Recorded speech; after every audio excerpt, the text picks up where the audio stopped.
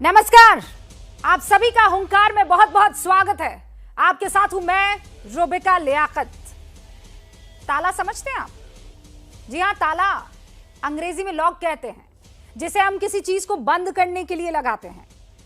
कभी कभी वो ताला अक्ल पर भी लग जाता है, और जब अक्ल पर ताला लगता है तो इंसान हिंदुस्तान, पाकिस्तान और तालिबान का भेद भूल जाता है। वो तालिबान को शाबाशी देने लगता है, सलामी ठोकने लगता है और मुबारकबाद देने लगता है, उसका चापलूस बन जाता है। जब अक्ल पर ताला पड़ता है ना, तो फिर औरत और इंसानियत के दुश्मन तालिबान को कुछ लोग आजादी के योद्धा और न जाने क्या क्या कहने लगते हैं। मुझे हैरानी होती है, मैं ठिठक सी जाती हूं और लगता है अपना ये मुल्क हिंदुस्तान कितना महान है, जो हिंदुस्तान में रहकर तालिबान का गुणगान करने वालों को गजब का टॉलरेट कर लेता है।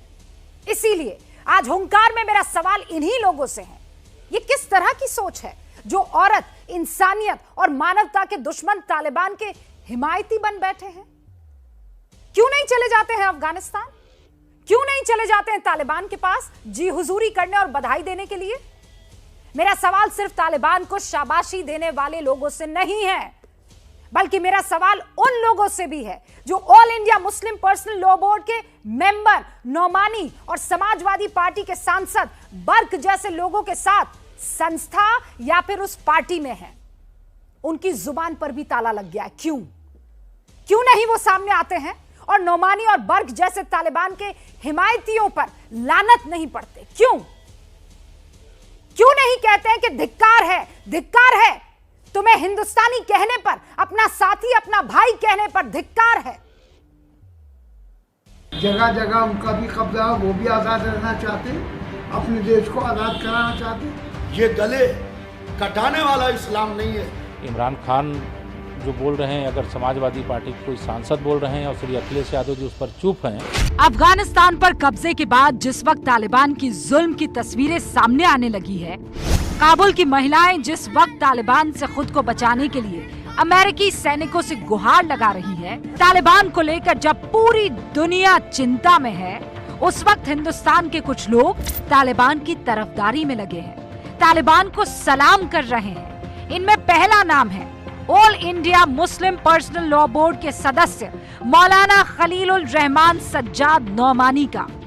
वही बोर्ड, जी हाँ, वही बोर्ड जो हिंदुस्तानी मुसलमानों का सबसे बड़ा नुमाइंदा होने का दावा करता है। तालिबान की तारीफ करने वाला दूसरा नाम है यूपी के संभल से समाजवादी पार्टी के सांसद शफीकुर रहमान बर्क का। सुनिए तालिबान के बारे में इनकी राय क्या है। अफगानिस्तान की सरजमीन पर एक बार फिर ये तारीख रकम हुई कि एक निहत्ती गरीब तरीन कौम ने पूरी दुनिया की सबसे ज़्यादा मजबूत फ़ौजों को शिकस्त दी। मुबारक हो इमारत इस्लामी अफ़गानिस्तान के कायदीन को। आपका दूर बैठा हुआ ये एक हिंदी मुसलमान आपको सलाम करता है। हमारा देश जब अंग्रेजों के कब्जे में तो सारा हिंदुस्तान आज़ादी के लिए लड़ रहा था। अब वहाँ का भी, अब अमेरिका ने कब्जा कर रखा, पहले रशिया में था, फिर जगह जगह उनका भी कब्जा है, वो भी आज़ाद रहना चाहते, अपने देश को आज़ाद कराना चाहते। तालिबान की तारीफ करने वाले शफीकुर रहमान बर्क पर अब यूपी पुलिस ने देशद्रोह का केस दर्ज किया है। वहीं अपने बयान पर विवाद के बाद बर्क पलट गए हैं। इस तरह के बयान देशद्रोह की श्रेणी में आते हैं। अतः उपरोक्त लिखित तहरीर के आधार पर उपरोक्त तीनों व्यक्तियों के विरुद्ध धारा 124A, 153A व 295A आईपीसी के अंतर्गत अभियोग पंजीकृत किया जा रहा है। मैंने ऐसा कोई बयान नहीं दिया है, बिल्कुल गलत है। जो मैंने कहा था ये अल्फाज कहे थे। जब मुझसे उन्होंने सवाल किया, मैंने कहा मुझसे क्या ताल्लुक़, वहाँ के उस मुल्क से या तालिबान से मुझसे क्या ताल्लुक़। बर्क के बयान पर समाजवादी पार्टी खामोश है। दूसरी तरफ बीजेपी को समाजवादी पार्टी पर हमले का मौका मिल गया है। तालिबान की तारीफ मुस्लिम धर्मगुरुओं को भी पसंद नहीं आ रही है। जैसे पाकिस्तान के प्रधानमंत्री इमरान खान जो बोल रहे हैं, अगर समाजवादी पार्टी के कोई सांसद बोल रहे हैं और श्री अखिलेश यादव जी उस पर चुप हैं, तो मुझे लगता है कि इसमें उनकी भी सहमति मानी जाएगी, अन्यथा वो कार्रवाई करें।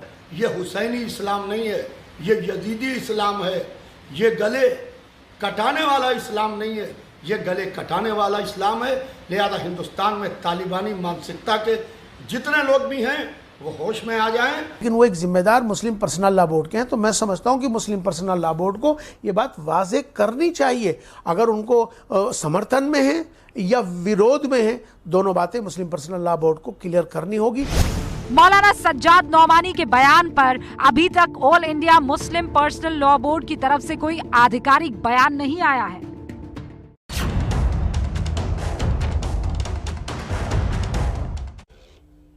तालिबान को बधाई, कैसे हिंदुस्तानी हो भाई। अभिज्ञान प्रकाश नेशनल अफेयर्स एक्सपर्ट हमारे साथ जुड़ चुके हैं। हाफिज गुलाम सरवर साहब प्रवक्ता हैं ऑल इंडिया यूनाइटेड मुस्लिम मोर्चा के, हमारे साथ इस वक्त कर्नल RSN सिंह भी जुड़ चुके हैं। अवनिजेश अवस्थी इस वक्त आपको स्क्रीन पर दिखाई दे रहे हैं, जो कि दिल्ली यूनिवर्सिटी में प्रोफेसर हैं, और सुबुही खान इस वक्त हमारे साथ जुड़ेंगी कुछ ही देर में। हम आप जानते हैं बहुत बेबाकी से अपनी बातों को रखती हैं। शादाब चौहान भी हमारे साथ जुड़ चुके हैं, प्रवक्ता हैं पीस पार्टी के। आप सभी का बहुत बहुत स्वागत है। सबसे पहले शादाब साहब, शुरुआत आपसे कर रही हूँ, क्या कहेंगे इन लोगों को जो तालिबान को बधाई दे रहे हैं, नतमस्तक हो रहे हैं? मैंने सुना उनमें से आप भी थे एक, फिर डिलीट कर दिया ट्वीट आपने। रूबिका जी, ना तो ट्वीट डिलीट किया है, वो मैंने कमेंट का रिप्लाई किया था। हमने उसमें ये कहा था कि अगर वहां सरकार बनती, नई सरकार का गठन होता है तो ठीक है, लेकिन उसमें किसी से भेदभाव नहीं होना चाहिए, अत्याचार नहीं होना चाहिए। और जो पीस डील साइन हुई थी अफगानिस्तान में तालिबान और अमेरिका की दोहा में, उसमें पी कुमारन साहब भारत सरकार का प्रतिनिधित्व कर रहे थे।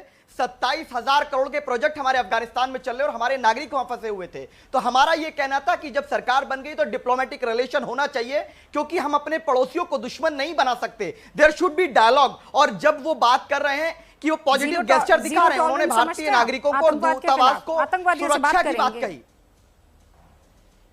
चौहान भाई, आतंकवादियों से बात करेंगे। मैं पूछ रहा हूं कि बर्मा में रूबिका जी, बर्मा में रोहिंग्या मुसलमानों के साथ जुल्म होता है, लेकिन भारत के वहां डिप्लोमेटिक रिलेशन है, तो उनके अपने कॉज हैं, उनको सरकार चलाने दीजिए। नहीं तालिबान कौन है मुझे ये बता दीजिए। भारत हित को सर्वोपरि रखते हुए हम लोग को बात करना चाहिए। मुझे बताइए तालिबान कौन है? तालिबान वो है जिसको सोवियत संघ और अमेरिका ने आतंकवादी कहा, और दोहा में भारत सरकार की प्रतिनिधि की मौजूदगी में उन्हीं ने सर्टिफाइड कर दिया। जो लोग आतंकवादी कहते थे उसी अमेरिका ने। हम उनको सरकार बनी है, अगर वो अच्छा काम करेंगे तो अच्छी बात है। कैसे करते हैं? हमारे लिए तो आतंकवादी अच्छा काम कैसे करते हैं? आइडियोलॉजी हम डिसएग्री करते हैं।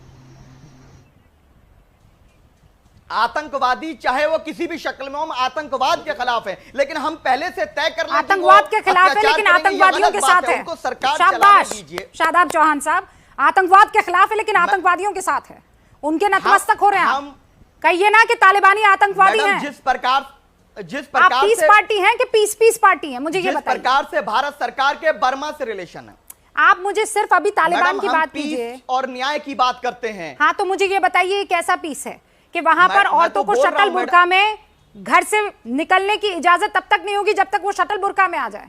हाँ, ये कैसा तालिबान है जो अगर कोई चीख मार दे तो गोलियों से भून देता है? कंपनी का ये नहीं, ये इंसानियत का कौन सा वाला तालिबान है, मुझे बताइए ना। ठीक है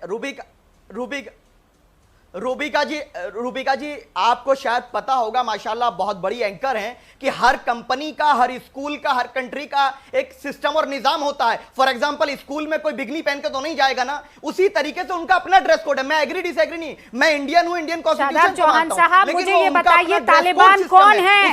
आप उनके प्रवक्ता काहे बन रहे हैं? आप पीस पार्टी के प्रवक्ता है ना, तो मुझे ये बताइए तालिबान कौन है? मैं तालिबान पर टिप्पणी इसलिए नहीं करूंगा क्योंकि मैं भारत का नागरिक हूं, मेरे नागरिक वहां पर है, मेरी चिंता है।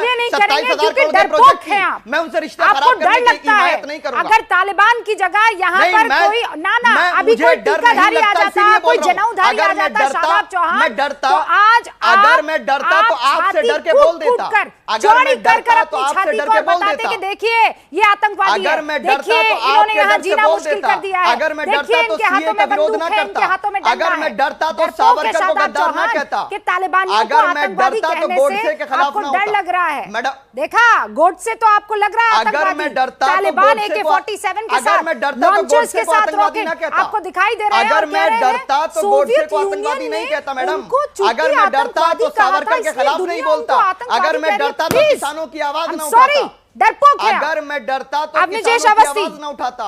अगर मैं डरता तो पिछड़ों और दलितों की बात नहीं करता। शादाब चौहान मेरा किसानों की शो बात आप नहीं देखते हैं, करता। रुबिका, किसानों की आवाज रुबिका, नहीं बोलते। रुबिका। प्लीज रहने दीजिए, इधर उधर ज्ञान मत रुबिका, दीजिए, रुबिका, शर्मा लीजिए, रुबिका। डरपोक है आप निजेश रुबिका, अवस्थी। रुबिका जी, मुझे आपसे रुबिका जी सर्टिफिकेट नहीं नमस्कार। चाहिए।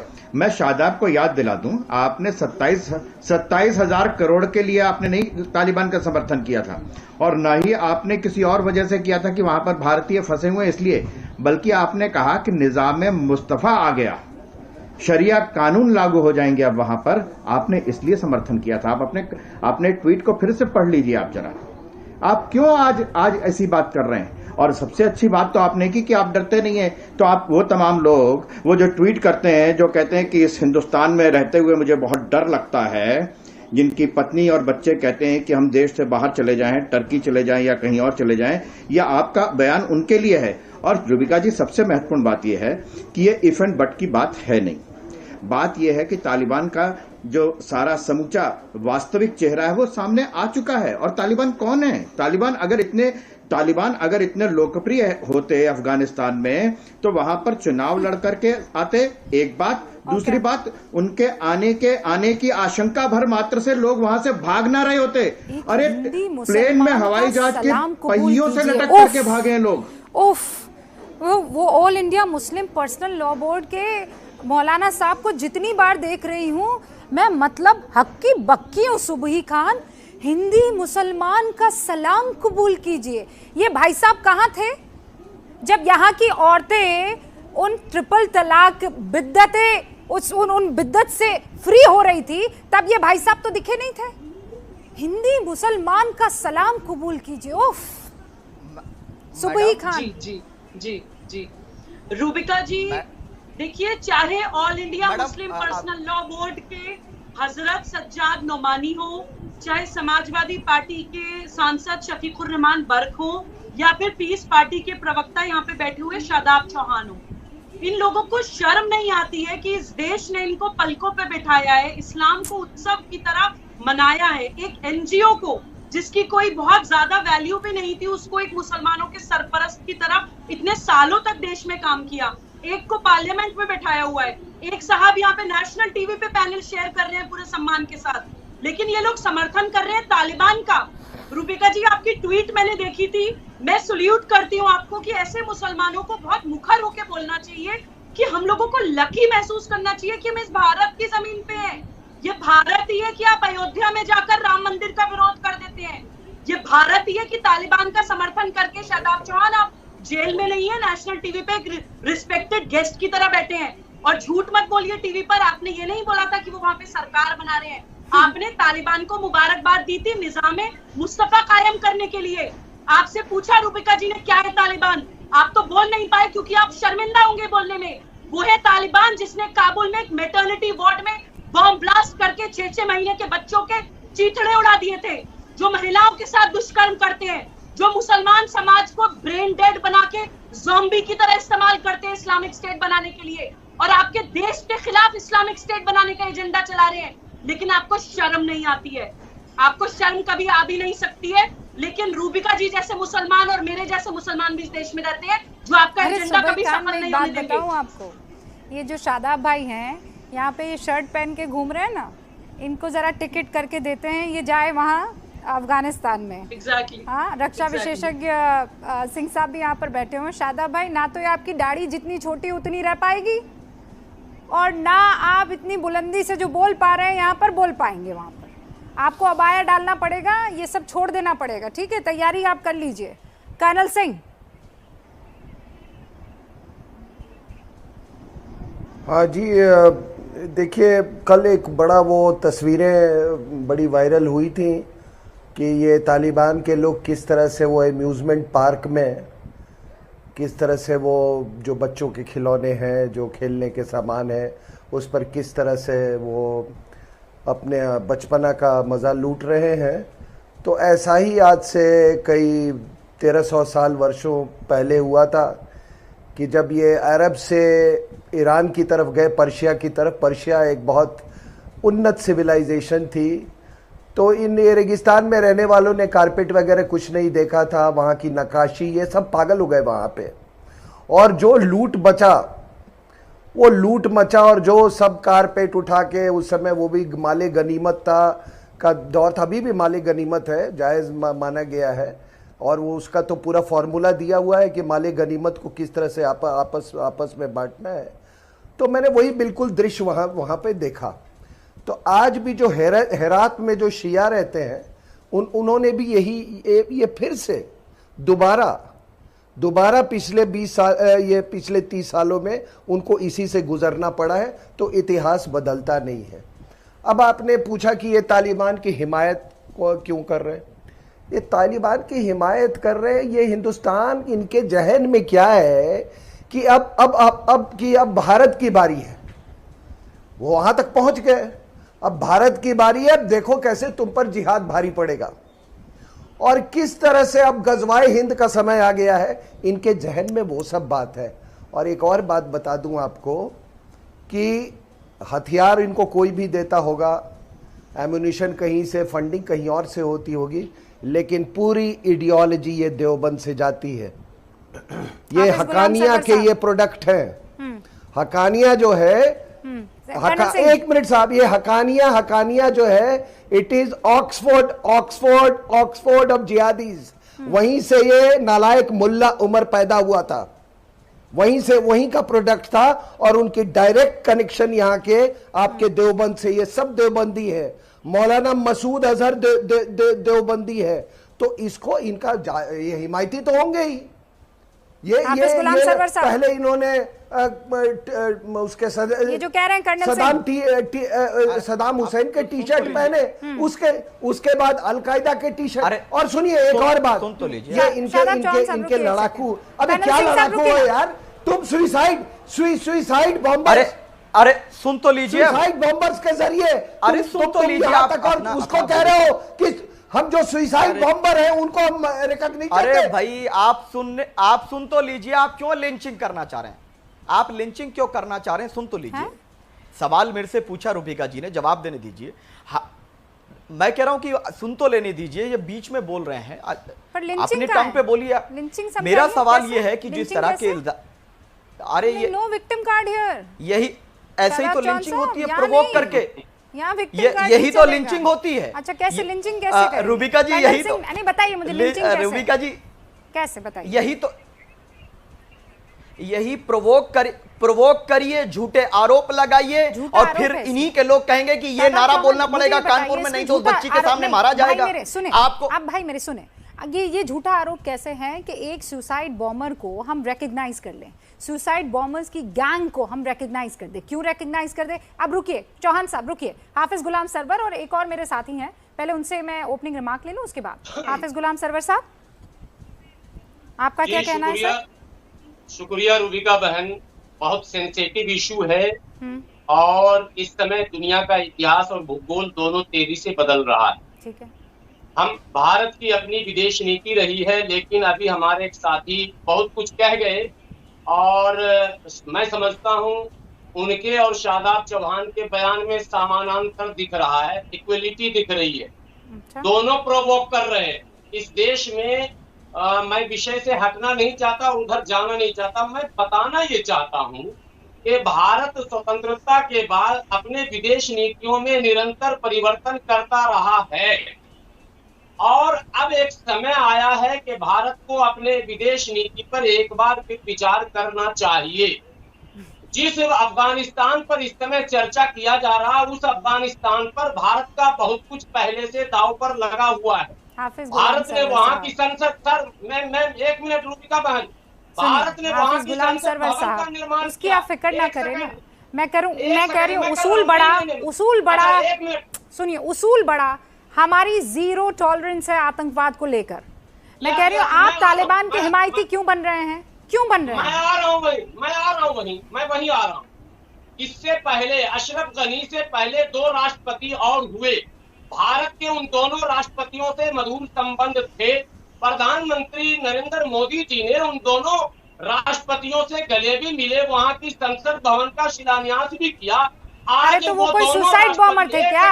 AK-47 लेकर घूम रहे थे हाफिज गुलाम सरवर साहब, क्या बोल रहे हो भाई? पहले आप बात पूरी करने दीजिए। प्रधानमंत्री ने जिन राष्ट्रपतियों से गले मिले हैं वो राष्ट्रपति आज की सरकार में उनके मुशीर, उनके सलाहकार और सरकार बनाने में लगे हुए हैं। हामिद करजई लगे हैं, अब्दुल्ला लगे हैं। तो पहले सरकार सुनिए हाफिज गुलाम सरवर साहब, मेरी बात सुनिए, आप उधर मत जाइए। आप अपने दिल पर हाथ रखिए, ईमानदारी से मुझे ये बताइए, तालिबान के आतंकवादी होने पर आपको पर्दा क्यों डालना है? क्यों उनके हिमायती बनकर आना है? क्यों? मैं जानना चाह रही हूँ हाफिज गुलाम सरवर, तालिबान पर मुझे 5 लाइन बता दीजिए। देश इस वक्त आपको सुन रहा है, तालिबानियों पर 5 लाइन है। यस। पहले हमारे देश के प्रधानमंत्री आदरणीय, अरे भाई तालिबान पर बोला है मैंने, देश के प्रधानमंत्री पर नहीं, तालिबान पर 5 लाइनें बोली। पहले तालिबान पर पहले जो प्रधानमंत्री जी ने कहा वो बता रहा हूँ, फिर मैं आपकी बात रखूंगा। आदरणीय प्रधानमंत्री नरेंद्र मोदी जी ने यूएनओ के मीटिंग में कहा कि गुड तालिबान और बैड तालिबान नहीं चलेगा, लेकिन गुड तालिबान किसने कहा? अमेरिका ने कहा। और जिस अमेरिका ने गुड तालिबान कहा, आज हाफिज गुलाम सरवर साहब पूरा देश देख रहे हैं बयान अमेरिका का, शुरुआत मोदी से। तालिबान पर 5 सेंटेंस बोलिए ना, अरे बोलिए ना 5 सेंटेंस। हाफिज गुलाम सरवर साहब, मैंने बहुत इज्जत से आपको सुना, देश सुन रहा है। खुदा के वास्ते सच्चाई से, ईमानदारी से इन तालिबानियों पर 5 सेंटेंस बोलिए ना।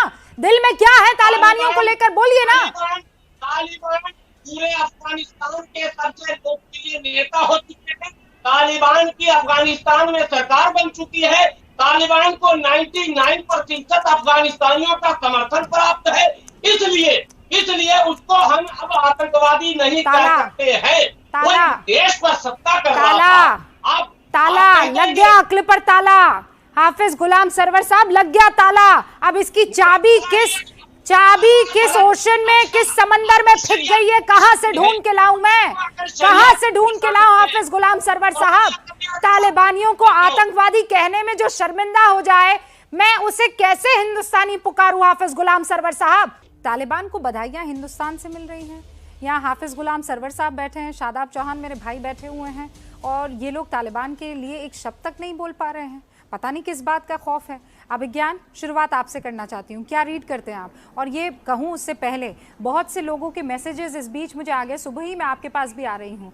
शादाब चौहान, हाफिज गुलाम सरवर साहब, आपको पता है आप लोग कई सारे मुसलमानों को परेशान कर देते हैं जब इस तरीके की बातें बोलते हैं, और मेजॉरिटी ऑफ मुसलमान, लेकिन चेहरा आप लोगों का सामने आता है और मेजॉरिटी ऑफ लोग ये समझते हैं कि मुसलमान यही सोच रहे हैं, जबकि सच्चाई ये है कि मेरे चैनल में इस वक्त न्यूज रूम में बैठे अगर पहले मुसलमान से जाकर मैं पूछूं तो वो ये कहेगा तालिबान आतंकी नंबर 1 है, औरतों को दबाने वाला, ऑप्रेस करने वाला सबसे बड़ा संगठन है। उसके बारे में मैं बात क्यों करूं? मैं कह रही हूं हर दूसरा मुसलमान यही काम करेगा, लेकिन आप लोग जो हैं आप मुसलमानों को बदनाम करते हैं। अभिज्ञान प्रसाद, ये तय होना चाहिए भारत की संसद के पास जो तालिबान है वो क्या है? 2-3 बातें बिल्कुल क्लियर कर दूंगा। मुझे ये हाफिज गुलाम सरवर और इन लोगों के बयानों से को बहुत इम्पोर्टेंस मैं नहीं दूंगा। अब देखिए इम्पोर्टेंट क्या है यहाँ पर। हाँ, लोग बहुत संभल कर बोले और अभी तक इंडिया का रिस्पांस ठीक है।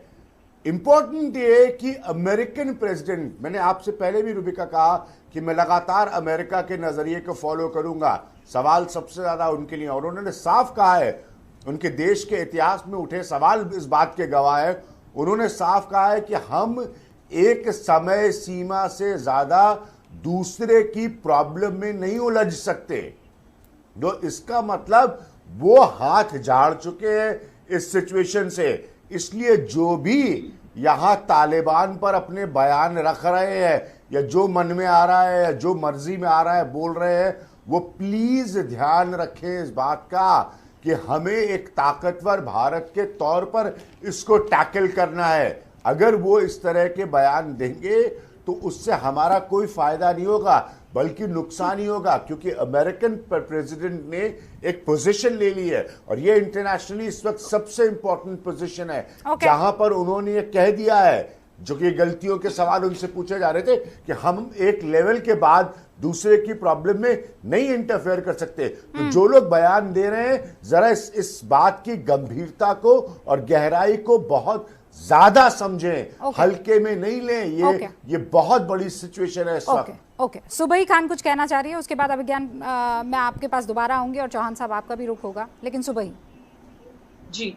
रूबिका जी, मैं उसी बात को आगे बढ़ाते हुए कहूंगी जो अभी मुझसे पहले के पैनलिस्ट ने बोला था कि ये बहुत ही संजीदगी से सोचने वाली एक बहुत ही सीरियस सिचुएशन है, नेशनल सिक्योरिटी के लिए इंपॉर्टेंट सिचुएशन है। यहाँ पे बैठे हुए पैनल्स मैं नहीं मानती कि लापरवाही में बयान दे रहे हैं, बहुत अच्छे से समझते हैं कि ये क्या बोल रहे हैं, क्योंकि इन्होंने निजाम मुस्तफा बनाने की बधाई दी थी तालिबान को अपनी ऑफिशियल ट्विटर हैंडल से। मैं ये बोलना चाहती हूँ कि देखिए, इस्लामिक स्टेट रातों रात नहीं बन जाती। भारत के अंदर इस्लामिक स्टेट के लिए एक वैचारिक अनुकूलता बनानी होती है। आप डायरेक्टली एक रैशनल मुसलमान बच्चे को आतंकवादी नहीं बना सकते हैं। तो अलग अलग संगठन काम कर रहे हैं, कुछ अलगाववादी बनाते हैं, कुछ कट्टरवादी बनाते हैं, कुछ आतंकवादी बनाते हैं। जो एकेडमिक माइंडसेट के बच्चे हैं उनके लिए दारुल उलूम, जमियात उलेमा हिंद जैसे संगठन है। जो कर्मकांड से भगवान को अप्रोच करना चाहते हैं उनके लिए तबलीगी जमात जैसे संगठन है। जो फसादी है, बीच में मत बोलिए रूबिका जी प्लीज, मैं किसी के बीच में। जंतर मंतर पर जो बच्चे गए ना, उनको नानी याद दिला दी गई है। जंतर मंतर पर जो बच्चे गए और जिन्होंने इस तरीके के नारे लगाए हैं, वो सब सलाखों के पीछे हैं। पिंकी चौधरी को पिंक रंग याद आ गया, भूल जाइए आप, उसकी बात मत कीजिए रूबिका जी, कुछ सेकंड उसकी बात मत कीजिए। अब सुनिए सुबही खान को, प्लीज अंडरस्टैंड। आपको क्या लगता है सरवर भाई कि यहाँ पर कोई मुसलमानों को डराएगा और हम डर जाएंगे? क्या हिंदुस्तान का कानून काम नहीं करेगा और आप डर जाएंगे? और आप डर जाएंगे? छोड़ दीजिए सरवर भाई please. Subuhi Khan. Thank you Rubika, thank you Rubika ji. देखिए, मैं ये बोल रही थी कि जो कर्मकांड में बिलीव करने वाले बच्चे हैं उनके लिए तबलीगी जमात जैसे संगठन है, और जो फसादी हैं, थोड़ा अग्रेसिव है, उनके लिए आईसिस, अलकायदा जैसे संगठन है। ये लोग पकड़े इसलिए नहीं जाते हैं क्योंकि अलग अलग काम कर रहे हैं। फंडिंग की जरूरत पड़ती है तो पीएफआई जैसे संगठन है, एक दूसरे को फैसिलिटेट करते हैं। रूबिका जी, यूरोप में बॉम्ब ब्लास्ट होता है, अलकायदा के टेररिस्ट पकड़े जाते हैं, पता चलता है उनका रिक्रूटमेंट तबलीगी जमात से हुआ था। ये इत्तेफाक नहीं है भाई साहब। हम अफगानिस्तान में तालिबान ने क्या किया इस पे बहुत बात कर ली। अब हमें भारत में जो तालिबानी सोच पनप रही है, पल रही है और हमारी नाक के नीचे बहुत ताकतवर हो चुकी है, इंपॉर्टेंट पोजीशंस पे पहुंच चुके हैं तालिबानी सोच के लोग, हमें उनको समझना पड़ेगा, उनको एक्सपोज करना पड़ेगा, उनके खिलाफ लड़ना पड़ेगा, क्योंकि ये एक नेशनल सिक्योरिटी का इशू है। बिल्कुल राइट।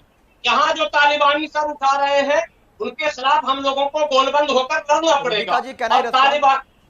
तालिबानी उसे कंडेम करिए, पहले कंडेम करिए। तालिबानी सोच मतलब आतंकी सोच ना। अरे हाँ, सुनेंगे तब सिर्फ बोलेंगे। अभी हमारी बहन सबूही जो बोल रही थी, लग रहा था एएनआई के चीफ बोल रही है। इनको सब पता है कहाँ से पैसे आ रहे हैं, कहाँ क्या हो रहा। जब सब पता है तो फिर आप उनका पता क्यों नहीं लगा रहे, जो इस देश के वातावरण को बिगाड़ रहे हैं, देश की एकता और अखंडता को खत्म कर रहे हैं, देश के संविधान को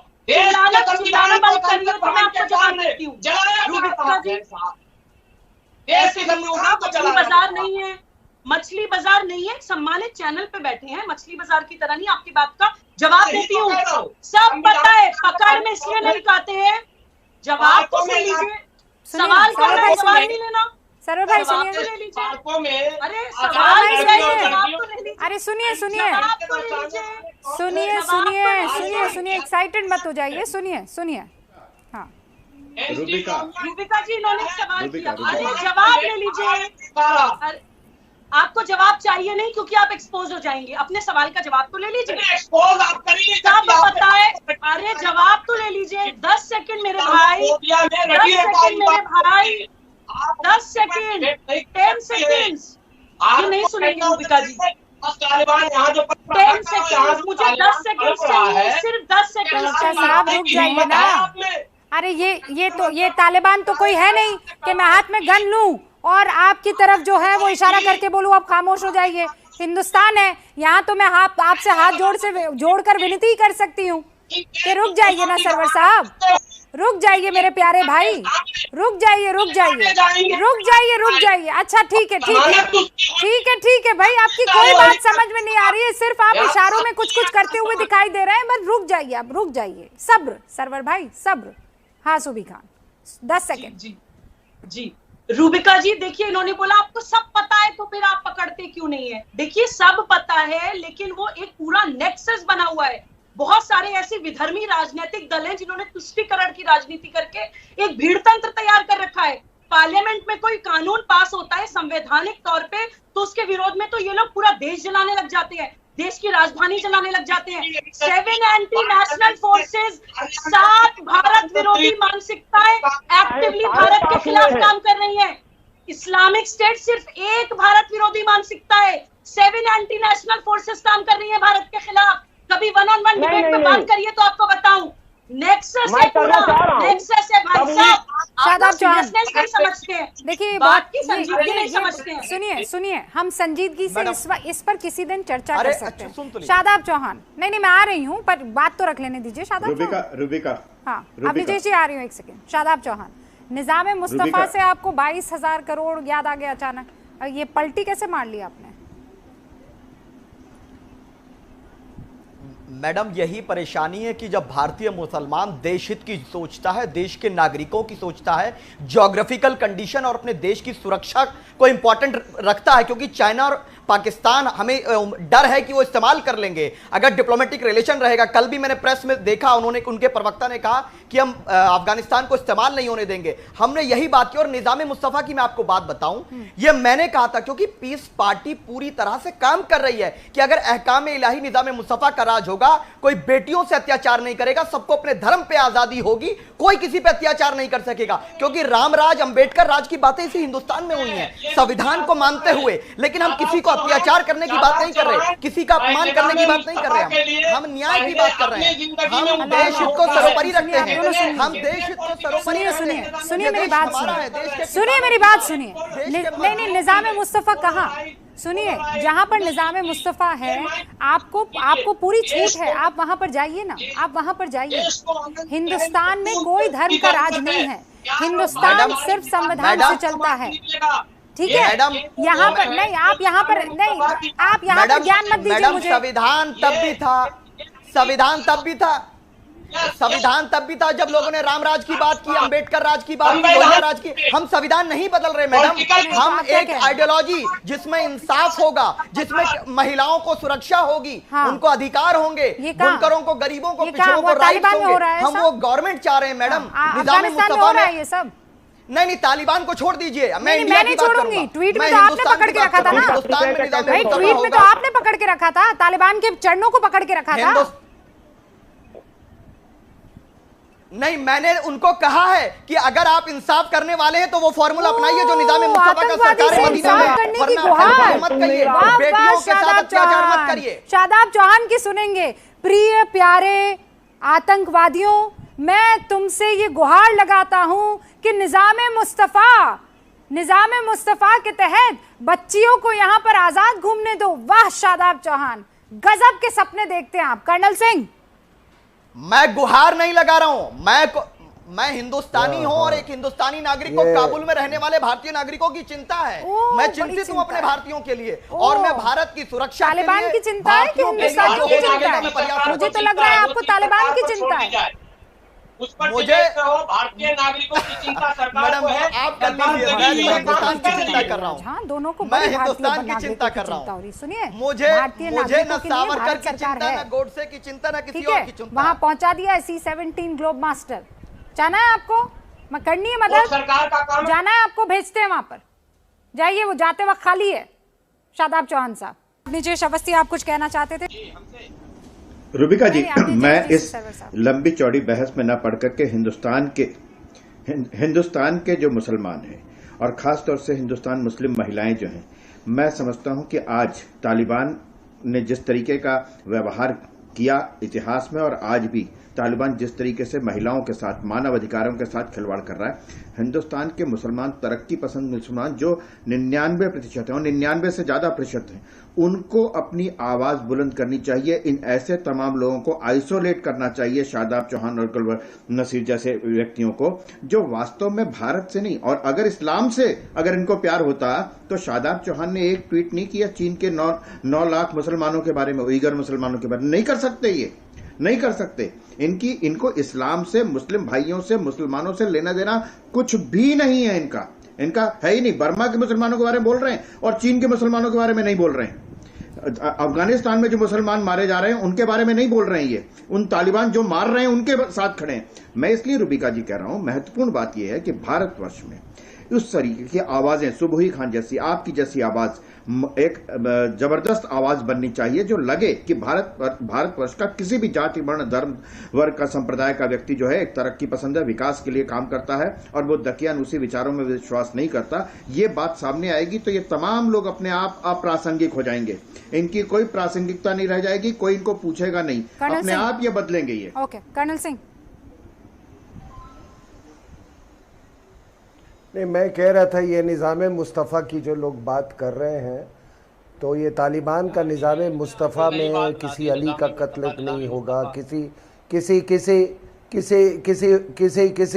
हुसैन का कत्ल नहीं होगा, किसी उस्मान का कत्ल नहीं होगा, किसी उमर का कत्ल नहीं होगा, लश्कर तोयबा से इनके कोई ताल्लुकात नहीं होंगे, जैश मोहम्मद से इनका कोई ताल्लुकात नहीं होगा, अल कायदा से इनका कोई ताल्लुकात नहीं होगा, ये देवबंद से इनका कोई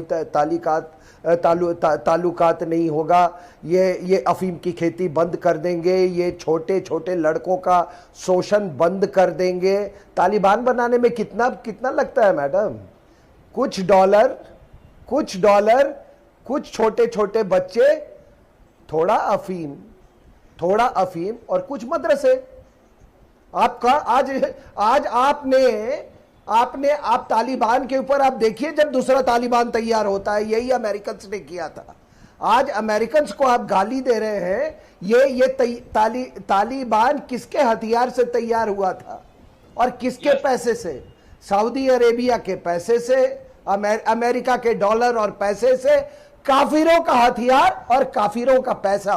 तो ये समझ लीजिए कि काफिर जब भी चाहे कई तालिबान खड़े कर सकते हैं। दूसरी बात, अभी मैं देख रहा हूं कि अचानक इनको इंटरनेशनल रिलेशंस और डिप्लोमेसी और भारत के हित में इनको बड़ी चिंता होने लगी है। कुछ लोग कह रहे हैं कि हमारे पड़ोसी, अगर मान लीजिए हमारे संबंध खराब हो गए तालिबान से, तो क्या हो जाएगा? यही होगा ना कि सेंट्रल एशिया को हमको रूट्स नहीं मिलेगा। यही होगा ना कि चाबहार का जो हमारा प्रोजेक्ट है वो ठंडे में पड़ जाएगी। और बाकी हमने वहां जो पैसा इन्वेस्ट किया, अगर ये दरिंदे अगर सलमान डैम को उड़ाना चाहते हैं तो उड़ा दे। अगर जो हमने पार्लियामेंट की बिल्डिंग बनाई है वो उड़ा दे, कुछ नहीं होने वाला है। आप ये क्या डरा रहे हैं कि हमको पड़ोसी से अच्छे संबंध चाहिए? हमको एक इंसानी पड़ोसी से ये चाहिए। आप हमको बताएं क्या कर लेंगे हमारा। दूसरी बात, आप इसको इस्लामिक चश्मे से क्यों देख रहे हैं? कर्नल सिंह, आज तालिबान बहुत बढ़िया सवाल आपने पूछे हैं और इसीलिए मैं चाहती हूं कि ये जो दो सवाल आपने पूछे हैं मैं अपने दोनों भाइयों से सामने रख दूं। बात इंसानियत की, इस्लाम की नहीं है। और इसीलिए मैं आखिरी कुछ सेकंड जो है शादाब चौहान आपको देना चाहती हूँ, हाफिज गुलाम सरवर साहब आपको देना चाहती हूँ, और फिर कह रही हूँ पूरा देश सुन रहा है। अभी पापा का मैसेज आया लियाकत साहब का, सिर्फ ये पढ़ के सुनाना चाहती हूँ। ऐसे विचारों से मुसलमान और देश का नुकसान होता है, माहौल गंदा करके ये लोग तो घर बैठ जाएंगे। एक व्यूअर का पहला जो रिएक्शन था वो ये था। शादाब चौहान साहब, आपकी बात सुनकर। रूबिका जी, मैं ये बात स्पष्टता के साथ कह रहा हूं, एक भारतीय मुसलमान होने के नाते कह रहा हूं कि देश की चिंता और ज्योग्राफिकल कंडीशन ऑफ अफगानिस्तान को कंसीडर करते हुए हमने ये बात कही है। और ये मैं स्पष्टता के साथ कह रहा हूं कि भूलना नहीं चाहिए, जॉर्ज बुश ने कहा था नक्शे बदलने में महारत रखती है। पाकिस्तान याद है ना? I'll give you, चौहान साहब 10 सेकंड। मैं चाहती हूँ तालिबान की असलियत आप दुनिया के सामने रखें। 10 सेकंड प्लीज। शादाब चौहान साहब पीस पार्टी के प्रवक्ता हैं। ठीक है। जॉर्ज बुश ने कहा था कि हम लोग जमीन को तंग कर देंगे, लेकिन आज वो उसको जाना पड़ा। क्या रीजन है? अगर तालिबान के लोग भी अत्याचार करेंगे तो हम उनके खिलाफ खड़े हैं। हमारी कोई रिश्तेदारी नहीं है, जो अन्याय करेगा हम उसके खिलाफ खड़े हैं। और हम लोग डिस्क्रिमिनेशन नहीं चाहते हैं, हम डिस्क्रिमिनेशन नहीं चाहते, हम फील्ड में रहते हैं। हम किसानों के आंदोलन में थे, इस पूरी दुनिया को जहन्नुम बनाने की कुव्वत रखता है कि नहीं रखता है? हाफिज गुलाम सरवर, हाँ कि ना? हर आंदोलन में हम लोग उपस्थित रहते हैं। हम घर में ऐसे नहीं रहते हैं, हम आंदोलन में उपस्थित रहते हैं। किसानों की लड़ाई में, हाफिज गुलाम सरवर, हाँ कि ना? रोजगार की लड़ाई में हम घर में शादाब साहब एक सेकंड रुक जाइए। हाँ कि ना? तालिबान के आतंकवादी चरित्र को आप जानते हैं कि नहीं? आप दोनों मुझे बता दीजिए, हाँ कि ना? देशभक्त हो जाएंगे। मुझे मौका दीजिए, नहीं चाहिए, मैं जज्बाती बात नहीं करूंगा। मौका नहीं, मैं सिर्फ हाँ या ना में जवाब दे रही हूँ। मैं सिर्फ हाँ या ना में जवाब चाहती हूँ। हाँ कि ना? हाँ ना में नहीं, हाँ ना में नहीं, हाँ ना में नहीं, हाँ कि ना? हाँ या ना में जवाब नहीं, चीजें क्लियर हो जाती है।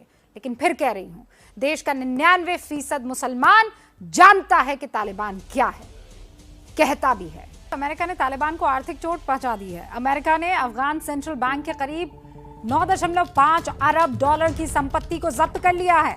अफगान सेंट्रल बैंक की यह संपत्ति अमेरिका फेडरल रिजर्व और अमेरिका वित्तीय संस्थानों के पास है। अब तालिबान इस संपत्ति का इस्तेमाल नहीं कर सकता है, कर दिया गया इस संपत्ति को फ्रीज।